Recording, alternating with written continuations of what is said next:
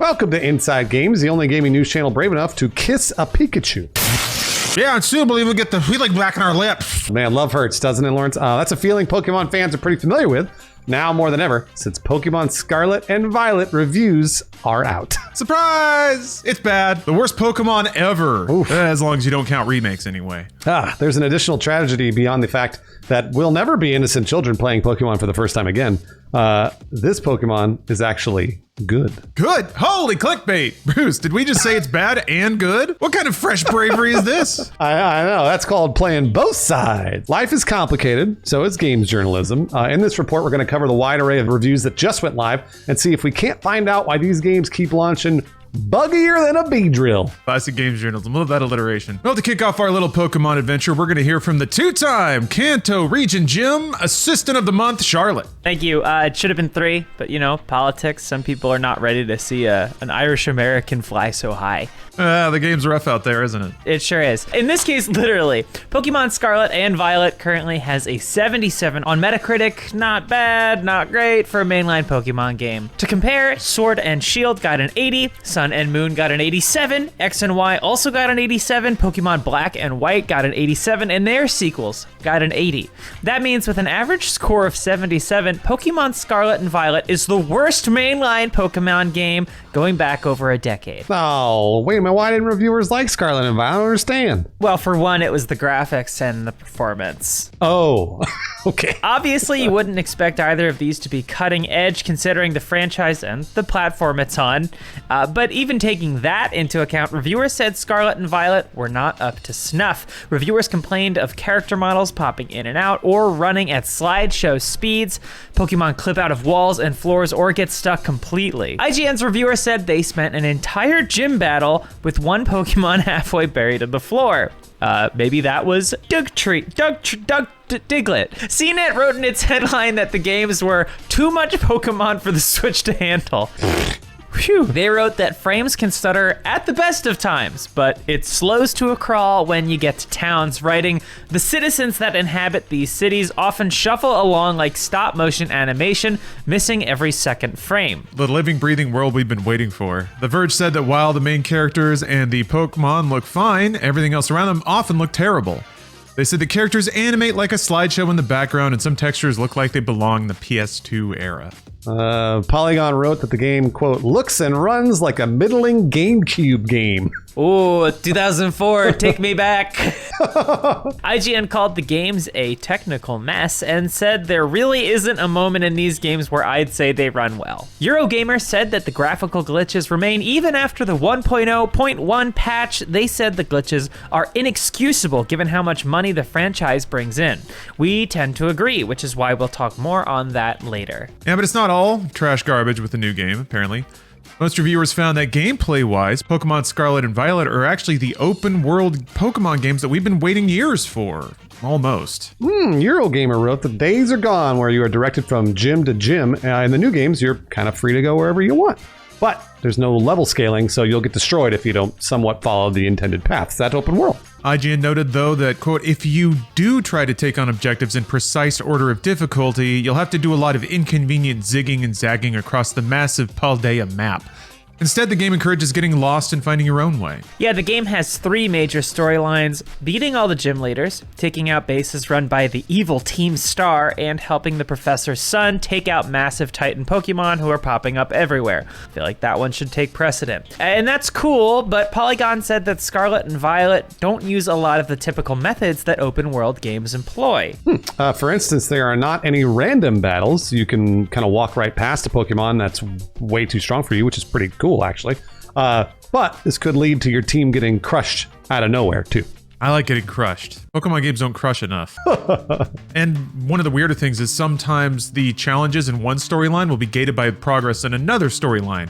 So it does kind of tend to slot you around a lot. Polygon's reviewer wrote that, quote, I spent large swaths of my playtime in Violet feeling disoriented, tackling these routes with what felt like a whimsical precision, only to be met with sudden difficulty spikes or segments where my opponent's Pokemon were a dozen levels below mine.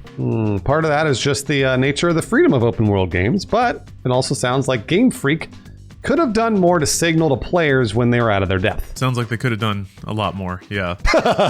Yeah, Scarlet and Violet also don't incorporate some of the quality of life measures that were really well received in Pokemon Legends Arceus, like the ability to capture a Pokemon without battling them, or the mechanic where you can aim a Pokeball manually and throw it at a target. Which is really cool, by the way. Other reviewers, yeah, it's great. Other reviewers took issue with some of the writing. CNET said that interacting with other characters is, quote, a drag, with reams of dry dialogue reliably halting momentum. I mean, I would say to the CNET reviewer, have you ever tried to talk to a person, like anywhere?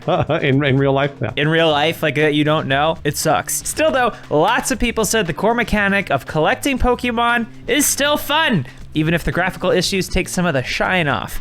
Polygon loved the writing in Scarlet and Violet and said that it builds towards a truly stellar, compelling endgame. CNET said that it's still addictive to collect your Pokemon and fill the Pokédex. Those technical issues, for most reviewers, overshadowed a lot.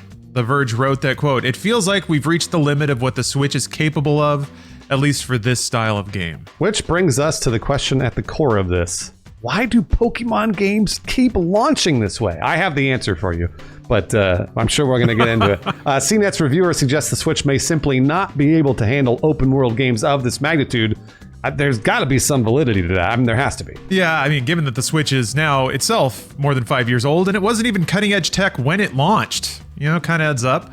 Plus, other open world games like Skyrim likewise experienced performance issues on Nintendo's little tablet. That said, Breath of the Wild is still there, proving that it can be done. Tons of other third-party games have pulled it off as well, like The Witcher 3, No Man's Sky, and Immortals Phoenix Rising. Oh man, Horizon Zero Dawn ass name. Recent Nintendo releases, Splatoon 3 and Bayonetta 3, managed to feel mostly modern. Hell, the Switch even playably runs Doom Eternal somehow. Yeah, so what gives? If the Switch can do it, or at least not cock it up as badly as Pokemon Scarlet and Violet seem to have, why do Pokemon games always turn out to be unoptimized, rickety, low-effort messes? Well, hold on to your Pokemon hats, folks, because the answer is money. Wait, no, that can't be. Hold on a second. It's never money. It's that dastardly old classic Inside Games villain. Money. We obviously cannot comment on the development or production philosophy of Pokemon, but observing logistics externally certainly paints the picture of a developer that prioritizes release volume over quality, which is extremely uncharacteristic for anything adjacent to Nintendo. It breaks down like this. Since 2016, Game Freak has launched 6 Pokemon games, 7 if you consider the Ultra Sun and Moon release to be another game, and just for fun, 8 if you consider the 2 Sword and Shield DLCs as another game, so that's 8-ish games in 6 years. Yeah, also Game Freak has released other games in that time span. Toss in those, and you actually have 11 releases in 6 years, all credited just to Game Freak as the sole developer.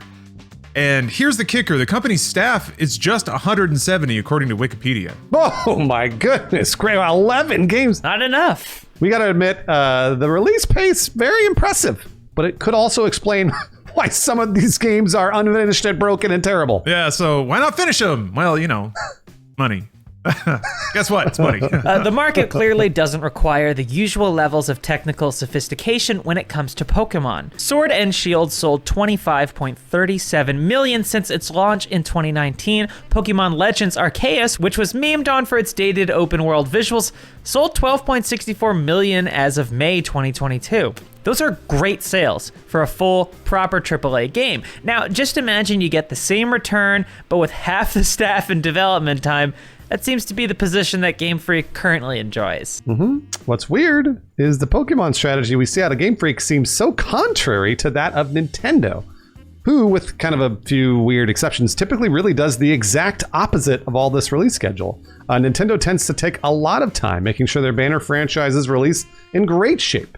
Their recent Tears of the Kingdom delay is a perfect example of this. That's the real mystery at the core of all this. How does it work out that Nintendo, one of the most brand-conscious companies in gaming, keeps co-publishing games that make Pokemon continue to look like cheap, broken, buggy, behind the times messes. Given that the games are co-published between Nintendo and the Pokemon Company, it's tempting to pick the odd one out and say it's the Pokemon Company's fault, but that's also difficult to really nail down. The Pokemon Company itself is a joint venture between Nintendo, Creatures, and Game Freak, so it's not like the Pokemon Company is some profiteering third party. They'd likely have the same motivations that their constituent partners do. So we asked around a bit, and the impression we get is that this is simply how Game Freak develops and releases games, which is not to accuse them of releasing buggy and poorly performing games on purpose, more that they stick to smaller projects with constrained scopes and aggressive release dates. And I feel maybe a lot of people feel like this one might have been a little too aggressive. A 2019 interview with Video Games Chronicle revealed that Game Freak has 2 game development teams which alternate between Pokemon titles and their own original productions. Game Freak structured it that way to ensure that developers would be able to expand their skill sets by working on different platforms, different engines, and different game types. This led to releases like 2015's Tembo the Badass Elephant and 2019's Little Town Hero. Just FYI, you should check out Pocket Card Jockey if you haven't. It's real good. Lawrence recommends it. The point is, Game Freak themselves could just be firing out Pokemon games left and right, but they're intentionally mixing in original development for the sake of their staff. I guess more accurately, they're finding time to let their developers make original games while they fire out Pokemon games left and right. Still, the point is they could be making even more broken Pokemon games if they wanted, but they're choosing not to. Ugh. I think we just hurt ourselves in our confusion there. I feel good. So either way, it seems like it's Game Freak's DNA to stick with smaller experimental projects that never last more than 2 or 3 years. They seem to like smaller projects with aggressive timelines. And I think they probably just cut too close to the bone on this one. Yeah, and the market has yet to punish them for doing so why would they? That's correct. Especially when you can just roll it into the next project and try the next thing. Also, knowing Pokemon, we won't have to wait too long for a spit-polished re-release like Pokemon Slappy Scarlet and Vibey Violet or something like that. That would be a really good pairing for another Switch, if that ever comes along. Which brings me to the most critical question of all. What's your favorite Pokemon? Snorlax! Professor Oak. I like Wobbuffet. He's a chill guy. And you can't knock him down. That's what I like about him. He always gets back up, yeah. Guys, I have one piece of advice for everybody watching these videos right now. Stop buying Pokemon games if they're broken. Stop it. Everybody complains about it. They always go, yeah, these games are so broken. This graphics are garbage, blah, blah, blah. And then they all buy it. Stop it. Because then they won't do that anymore. Stop.